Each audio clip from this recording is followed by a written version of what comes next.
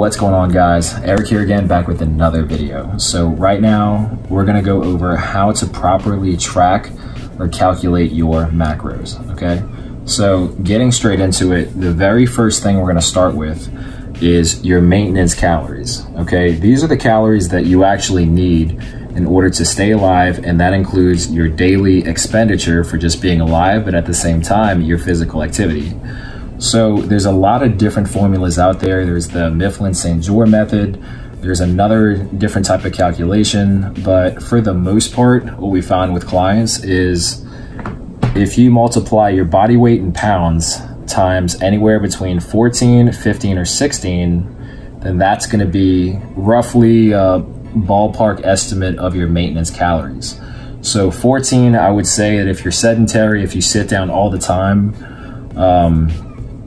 you know, like me, I would count myself as, because I'm on the computer all the time, even though I train every single day, I would still put myself at the 14. 16 is on the extreme end. That's if you do construction. That's if you are an Amazon warehouse worker, just working super hard. I'd put you on the 16, and then 15 is just kind of somewhere in between. So find the number, find the right activity level that fits you. You're gonna take your body weight, multiply it times one of these numbers, and here you're gonna get your maintenance calories. All right, guys, now, right when you find your maintenance calories, all right, the next step after that is to decide to choose what your goal calories are to how much weight you wanna lose every single week. Now, here we have three options, at least the three options that I find that are most common with most clients. Is you could either subtract your maintenance calories to find your goal calories for weight loss by subtracting it by 250 calories to lose half a pound per week. You could subtract it by 500 calories to lose 1 pound of fat per week, or you can go on the extreme end and subtract it by 1,000 calories to lose 2 pounds of fat per week, technically on paper. And the way that I got that number is, for every 1 pound of fat, there's actually 3,500 calories for every 1 pound of fat. So that's where these numbers came from for how many pounds to lose every single week on paper.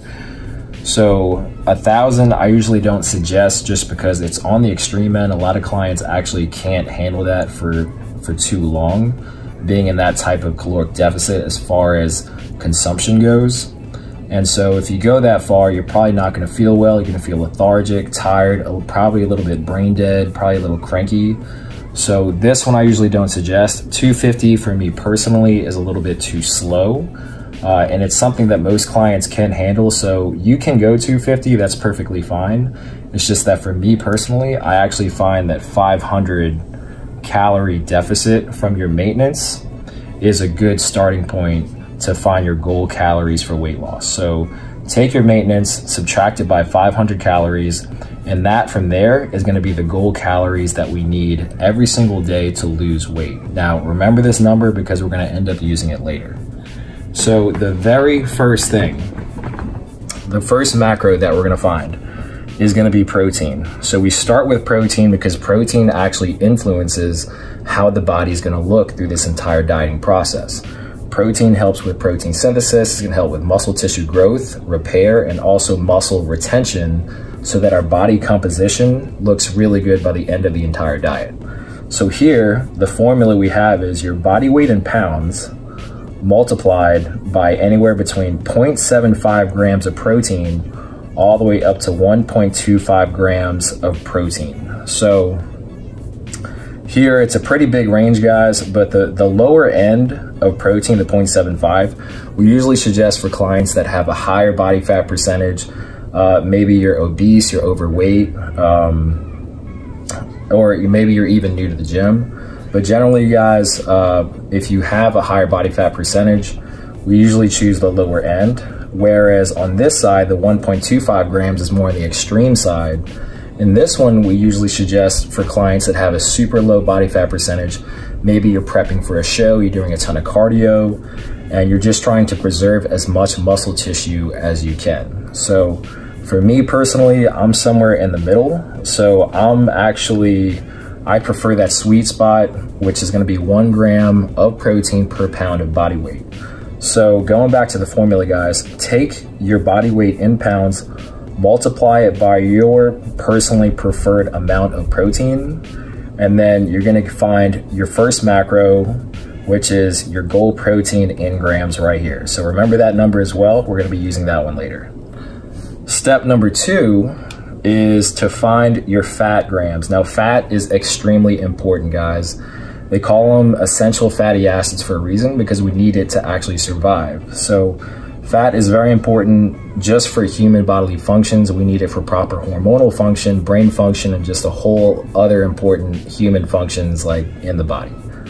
So the formula here, we have our body weight in pounds multiplied by anywhere between 0.3 grams all the way up to 0.4 grams. Now, generally speaking, the lower amount of grams of fat are mainly for clients that like to eat a lot of carbohydrates. So you like your breads, your pasta, your rice, as opposed to on the higher end, the 0.4 grams are for clients that really like fat products, like maybe you're a big fan of peanut butter, almond butter, avocados.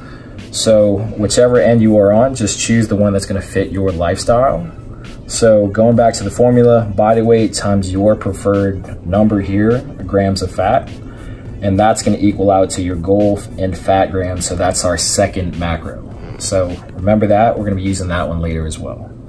Now for the very last one, which is gonna be our carbohydrates, and we usually do our carbs last just because protein and fats always take precedence over carbs as far as function, what we need to survive. The carbs here, this is our formula here. So to find carbs, it's a little bit longer of a formula, but what we're gonna do is we're gonna start with our goal calories for weight loss, which we have here.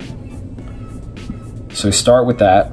You're gonna subtract it by your goal calories and protein here, except multiply your protein times 4. And the reason why we multiply it times 4 is because if you look up here, there's 4 calories for every 1 gram of protein.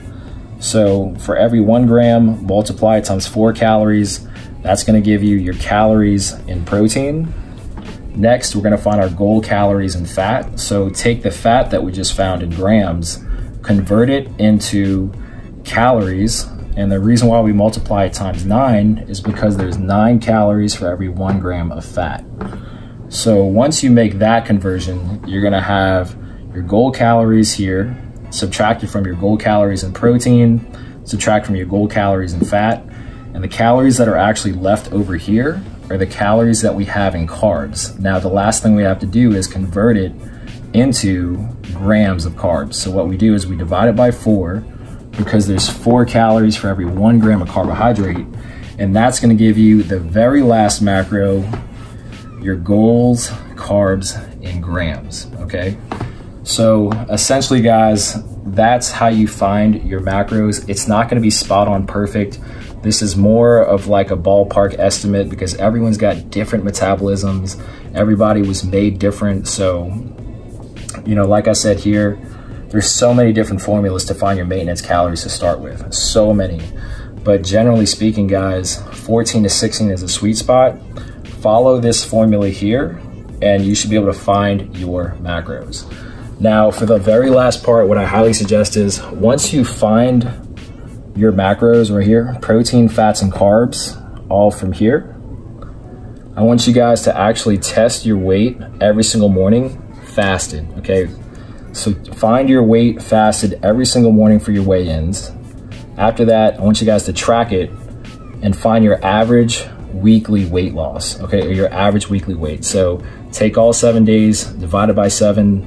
That's gonna be your average weight for the week. And just make sure that you track every single day, every single week, and make sure that that weight is downward trending. Now, generally speaking, guys, and then this isn't gonna be perfect, but for men, what I usually see is anywhere between 1 to 2 pounds of weight loss per week. And like I said, guys, that can fluctuate. That'll just really depend on how far you are in your diet. For females, what I usually see is or suggest is anywhere between 0.5 to 1.5 pounds of weight loss per week. So just check it, guys. Find your average every single week. Make sure that that number is trending downward, kind of sort of according to these numbers. And if you find that their weight is actually stalled, then what I usually suggest later on for clients is just try to mess around, try to pull macros, like lower your carbohydrates if you can, just by 25 or 50 grams, play around with it, or even add in some cardio, either HIIT cardio or low intensity steady state cardio. So HIIT or LISS, it's totally dependent upon you, but there's a lot of different ways that you can make adjustments to your macros for weight loss. So here at the bottom, you're gonna need an app that tracks macros for you. I personally use MyFitnessPal here. You can get a food scale anywhere.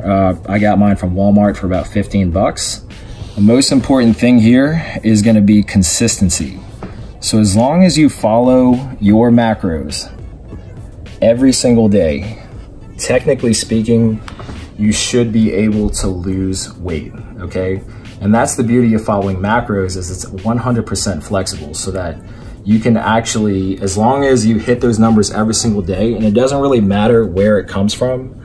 So your protein, even though I wouldn't suggest it, can technically all come from egg whites. Your fats can literally come from peanut butter. Your carbohydrates can come from candy if you want to, even though I don't suggest it.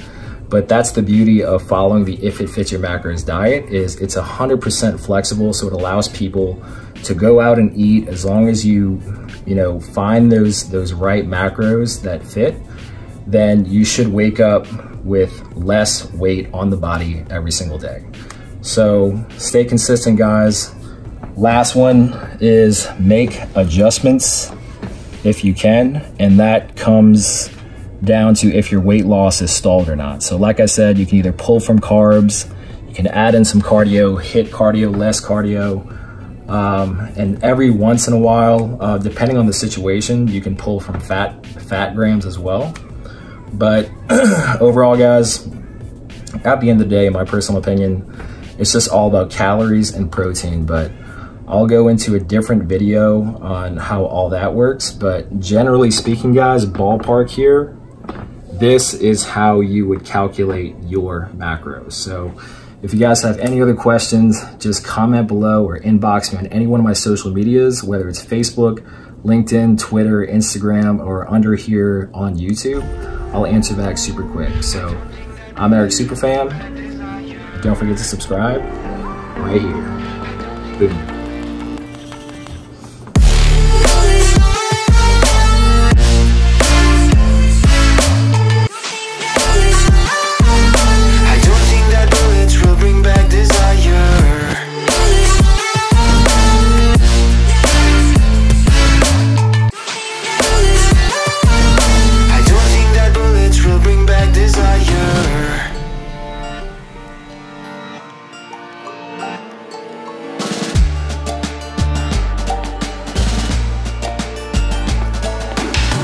Like a blink of an eye's not enough.